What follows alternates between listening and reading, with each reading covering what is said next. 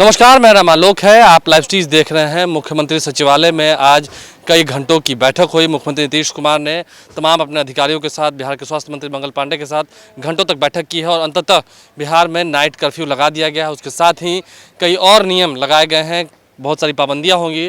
जो दुकान होंगे, प्रतिष्ठान होंगे, मंडियाँ होंगी, वो अब 7 बजे के बजाय 6 बजे ही बंद हो जाएंगे और स्कूल कॉलेजेस जो हैं वो 15 मई तक अब बंद रहेंगे। क्या कुछ कहे थे नीतीश कुमार, कौन कौन से वो बड़े नियम हैं जो आपको जानने काफ़ी ज़रूरी हैं, और बिहार में अब पाबंदियां शुरू हो गई हैं बढ़ते कोरोना के संक्रमण को देखते हुए। स्वागत है, अभिनंदन है। कल भी हम लोगों ने जानकारी दी थी। कल महामहिम राज्यपाल महोदय ने सभी राजनीतिक दल के नेताओं के साथ बैठक आयोजित की थी और हम लोगों ने कल ही बता दिया था कि उस बैठक के बाद आज के बारे में हमने कहा था कि यहाँ पर सारे जिलों के साथ हम लोग इंटरेक्ट करेंगे और सब जगह की स्थिति की जानकारी लेंगे और उन लोगों के द्वारा अपने अपने इलाकों में क्या अनुभव है और क्या और किया जाना चाहिए, ये भी, और यहाँ से भी एक गाइडलाइन। ये सारी बात हुई है। काफ़ी समय लगा है, 4 घंटा से भी ज़्यादा। और उसके बाद आप जानते हैं कि क्राइसिस मैनेजमेंट ग्रुप की मीटिंग कल भी हुई, जो कल लोगों की राय आई और बाकी जगहों से बातचीत किया। और आज जब सभी जिलों के साथ इंटरेक्शन हुआ तो उसके बाद फिर क्राइसिस मैनेजमेंट ग्रुप ने बैठक की, बातचीत किया और पहले भी हम लोगों के साथ चर्चा हुई और उसके बाद भी पूरी चर्चा हुई। तो अंतोगत्वा कुछ निर्णय लिए गए। आप सब जानते हैं कि पहले से भी हम लोगों ने कोरोना जो बढ़ता चला जा रहा है, इसका रूप, इसको ध्यान में रखते हुए हर तरह का उपाय किया जाए और लोगों को सचेत किया जाए, इसके लिए निरंतर हम लोग प्रयास करते रहें। और अब स्थिति यह है कि प्रतिदिन ये बढ़ता जा रहा है। अब आज अभी कुछ देर पहले तक की रिपोर्ट है कि आज ही एक दिन में 8,690 नए पॉजिटिव केस मिले। यानी धीरे धीरे स्थिति बढ़ती जा रही है। जो पहले पिछले वर्ष में जितना हुआ था उससे ज़्यादा तो हम लोग कल ही पहुंच गए, अब और आगे बढ़ते चले जा रहे हैं। तो ऐसी स्थिति में पूरी सतर्कता के साथ और जो कुछ भी करना है इसमें लोगों के हित में, वो सब पहले से भी कुछ किया जा रहा है। और जो नए अनुभव और सब लोगों की जो राय आई है, उसके बाद जो पूरा विमर्श किया गया है, उसके बाद ये सब कुछ काफ़ी कुछ निर्णय लिया गया है। जितना फीडबैक है सब चीज़ के आधार पर सब कुछ किया गया है। और एक चीज़ जो आप लोगों को बता देना चाहते हैं कि जो फीडबैक और सब तरह का जो हो गया है, उसके बाद जो कोरोना संक्रमण से लोगों को बचाने के लिए एक कंटेनमेंट जोन, जो पहले था माइक्रो कंटेनमेंट जोन, अब उसको फिर पिछले वर्ष की तरह ही कंटेनमेंट जोन का निर्णय लिया गया कि जो भी ग्रामीण और शहरी इलाके में जहां लोग होंगे तो कुछ इलाकों को घेर करके कंटेनमेंट जोन बना दिया जाएगा ताकि लोगों का संरक्षण किया जा सके, लोगों को बचाया जा सके। एक तो इसके बारे में भी हो गया है निर्णय। दूसरा कि जो भी इसके लिए जो पूरा कंटेनमेंट जोन होगा, इसके लिए पूरा का पूरा लोगों के इलाज के लिए, उपचार के लिए सब तरह की व्यवस्था की जाएगी। इसके बारे में पूरा का पूरा निर्णय लिया गया है। और फिर जो RT-PCR टेस्ट हम लोग कर रहे हैं सब जगह, उसकी संख्या तो बढ़ाई ही जा रही है। ये एक जो बीच में खबर आई कि RT-PCR की जो जांच होती है उसकी रिपोर्ट 3 दिन 4 दिन इस तरह से कई दिनों के बाद जाता है। कहीं कहीं खबर मिली कि भाई 1 सप्ताह के बाद रिपोर्ट आई है। तो उन सब चीज़ों पर गौर किया गया इस बीच में जो कुछ भी रिपोर्ट मिली है कि बिल्कुल ससमय इसको प्राप्त किया जाए, जल्दी से जल्दी, और इसकी पूरी की पूरी जानकारी लोगों को दे दी जाए ताकि ससमय इलाज शुरू हो जाए। अगर कोई पॉजिटिव है और उसके बाद में अगर कुछ दिन के बाद मालूम होगा तो बहुत तरह का संकट उत्पन्न होने का खतरा रहता है। इसलिए इसके बारे में एक बहुत ही ठोस निर्णय लिया गया है कि जल्दी से जल्दी लोगों को पहुंचाया जाएगा। और जितने प्रकार के इनके इलाज के लिए इंतजाम है, चाहे कोविड केयर सेंटर हो, डेडिकेटेड कोविड हेल्थ सेंटर हो, डेडिकेटेड कोविड हॉस्पिटल हो, तो यहाँ पर भी पर्याप्त बेड, और इसमें हर तरह से जो एक बीच में समस्या आई ऑक्सीजन की, तो हर तरह से ऑक्सीजन को उपलब्ध कराना, इसके बारे में सब कुछ हुआ। इसके लिए जो कुछ भी और किस तरह से करना है और क्या क्या इसके लिए प्रबंध करना है, उन सब चीज़ों पर आज विस्तृत चर्चा हुई है, ताकि ऑक्सीजन की आपूर्ति जहाँ भी होना है वहाँ पर उसको हर हालत में सुनिश्चित समय पर किया जाएगा, ये भी बात हो गई है। और जो अन्य प्रकार की दवाएं हैं, चाहे रेमडेसिविर हो या अन्य प्रकार के हों, जितने तरह का है, इस सब चीज़ों के लिए उसका इंतजाम करते हुए सब का प्रबंध किया जाए। तो एक तो ये सब चीज़ है, और इस सब के लिए जो ट्रीटमेंट प्रोटोकॉल होता है वो सब बना दिया गया है, ताकि कभी भी किसी प्रकार की कोई कठिनाई नहीं हो और तेज़ी से सब काम हो। और उसी प्रकार से जो होम आइसोलेशन में लोगों को रहने के लिए प्रेरित किया जाता है, होम आइसोलेशन में रहने वाले लोगों को भी उनके बारे में खबर लेना, उनका देखना, जांच करना, हर प्रकार से उसके लिए भी प्रबंध किया जाएगा, ताकि किसी भी तरह से किसी को दिक्कत नहीं हो और जल्दी से जल्दी उनके लिए उपलब्ध किया जाए। और कहीं भी एम्बुलेंस की ज़रूरत होगा तो जितना भी एम्बुलेंस की उपलब्ध है, इसके अलावा जितने एम्बुलेंस की आवश्यकता, सब का प्रबंध कर दिया जाएगा, ताकि किसी भी तरह से एक जगह से दूसरी जगह ले जाने में कोई व्यवधान उत्पन्न नहीं होगा। तो एक एक करके इस तरह से होम आइसोलेशन के लिए भी सब तरह का काम किया जाएगा। और जो लोग भी बाहर हैं, हम लोगों का अनुरोध है कि जितना जल्दी से जल्दी हो सके लोग लौट आएँ। हम लोगों का ये आग्रह है, अपील है कि जो बाहर में अब उनको फिर दिक्कत हो रही है, जल्दी से जल्दी लोग ज़रूर आ जाएं। और हम लोगों की तरफ से जो भी सहयोग संभव है वो सब हम लोग करेंगे, लेकिन आ जाएं जल्दी से जल्दी, क्योंकि जितना देर करेंगे उतना ही उनको और कठिनाइयाँ बढ़ेगी। हम लोग चाहते हैं जल्दी आ जाएं, जांच हो जाए, उसका उपाय कर दिया जाए, और उनको आगे जो कुछ भी काम करना है उसके लिए उनको सहयोग करना, ये सब चीज़ के बारे में हम लोगों ने आज बहुत विस्तृत रूप से बातचीत की है। और उसके अलावा आप लोगों को बताया गया था, हमने बताया था एक जो प्रेस कॉन्फ्रेंस था उसमें, कि भाई जो क्वारंटाइन सेंटर है, जो बाहर से भी बहुत लोग आएंगे, जिनको रहने की भी कोई व्यवस्था करनी हो, तो क्वारंटाइन सेंटर के बारे में भी था कि अनुमंडल स्तर पर हम लोग ठीक ढंग से क्वारंटाइन सेंटर बनाए रखेंगे, कि कोई होम आइसोलेशन में नहीं रहे, क्वारंटाइन सेंटर में रहना पड़े उनको। तो उसके लिए भी पूरा का पूरा प्रबंध करने के लिए भी आज पूरे तौर पर निर्णय लिया गया है, और हर तरह का सब लोगों से विचार विमर्श लेकर के सब तरह की बात की गई।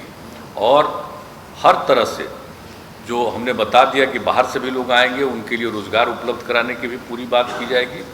और लोगों के बीच में पूरे तौर पर आखिरकार प्रचार प्रसार करके लोगों को हर तरह से, और माइकिंग का बड़े पैमाने पर प्रबंध करते हुए हर जगह प्रचार करना लोगों को, क्योंकि धीरे धीरे लोगों को ये बात समझ में आ रही है कि गंभीर समस्या पुनः उत्पन्न हो गई, लेकिन अभी भी सब लोग को ये बात समझ में नहीं आ रही है। तो एक काम जो हम लोगों ने किया वो भी बता दें कि साहब, हम लोग पंचायती राज विभाग के द्वारा और नगर विकास विभाग के द्वारा ग्रामीण क्षेत्रों में और शहरी क्षेत्रों में हम लोग मास्क उपलब्ध कराएंगे।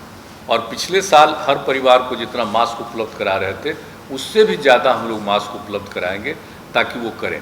और दूसरी चीज़ है कि एक एक चीज़ का प्रचार, कि भाई एक दूसरे से दूरी रखिए, मास्क पहनिए, अकारण बाहर मत जाइए, तो इन सब चीज़ों के बारे में, हाथ को साफ रखिए, तो इन सब चीज़ों के बारे में भी पूरा का पूरा इसको प्रचारित किया जाएगा माइकिंग के जरिए। और पूरे तौर पर सब तरह से ये काम जो किया जाएगा। और एक निर्णय और हो गया है कि हमारे जितने जो चिकित्सक हैं, चिकित्सा कर्मी हैं, तो हम लोगों ने पिछली बार ये फैसला किया था कि 1 माह का अतिरिक्त वेतन दिया जाएगा। इस बार भी हम लोगों ने फैसला कर दिया है कि उनको 1 माह का अतिरिक्त वेतन हम लोग देंगे।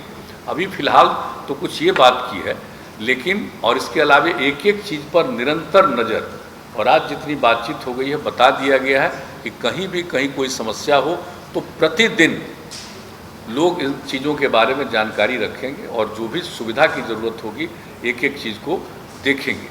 और अब जो बात है कि आप जानते हैं कि कई चीज़ों पर जो हम लोगों ने प्रतिबंध पहले से लगाया था, तो अब उसको देखते हुए अब जो आप निर्णय हो गया है कि जो पाबंदियों के बारे में कि स्कूल, कॉलेज, कोचिंग संस्थान एवं अन्य शैक्षणिक संस्थान जो 18 अप्रैल तक, मैंने आज के दिन तक जो तय किया गया था पहले, अब उसको बढ़ा करके 15 मई तक बंद रखा जाएगा।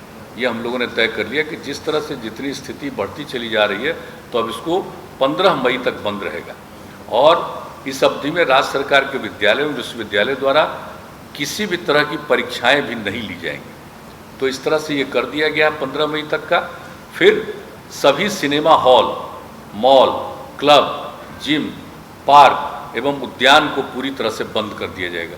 उसमें लोगों का आना जाना नहीं हो, ये सब बात अब यह तय कर दिया गया है। और इसको अभी हम लोगों ने बंद करने का जो निर्णय लिया है, ये सब 15 मई तक के लिए अभी का फैसला है। और उसके बाद जो हमारे जो सरकारी और गैर सरकारी कार्यालय हैं, अब उसके बारे में भी एक आज निर्णय लिया गया है कि इसको 5 बजे तक रखा जाएगा, 5 बजे बंद। और आप जानते हैं 1/3 33% लोगों को ही एक दिन में काम करने के लिए कहा गया है।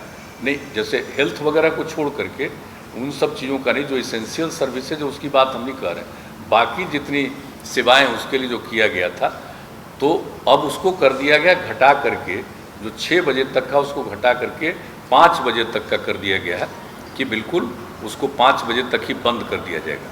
और प्रतिदिन रात्रि में 9 बजे से लेकर के सुबह 5 बजे तक नाइट कर्फ्यू लागू रहेगा। पूरे बिहार में हर जगह पर नाइट कर्फ्यू लागू रहेगा, रात में 9 बजे से लेकर के सुबह के 5 बजे तक। यह एक निर्णय हो गया है। और सभी दुकानें, प्रतिष्ठान, फल एवं सब्जी दुकानें, मंडी तथा मांस एवं मछली की दुकानें अब शाम जो 7 बजे तक रखे थे खुला उन लोगों को, अब 7 बजे के बजाय 1 घंटा कम करके 6 बजे तक उसको अब खुला रहेगा। 6 बजे के बाद वो खुला नहीं रहेगा। यानी सभी दुकानें, प्रतिष्ठान, फल एवं सब्जी दुकानें, मंडी तथा मांस एवं मछली की दुकानें अब शाम 6 बजे तक, 6 बजे बंद हो जाएगी, 6 बजे तक ही खुला रहेगा।